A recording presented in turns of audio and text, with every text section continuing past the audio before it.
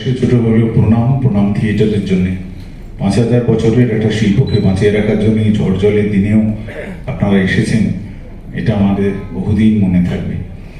আর একটি কথাই শুধু বলি, বলার অন্য কিছু নেই, যে মোহিত চট্টোপাধ্যায় নাটক আমরা করি। মোহিত চট্টোপাধ্যায় একমাত্র মানুষ, আপনারা ক্যাপ্টেন হুররা থেকে শুরু করে নাটক দেখেছেন, যার নাটক কাব্য ভাষা নির্ভর, ভাষাটাই অন্য।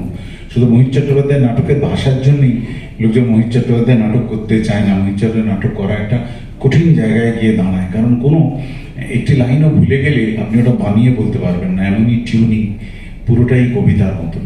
তো আমরা চেষ্টা করেছি, সারা জীবন ধরে চেষ্টা করেছি।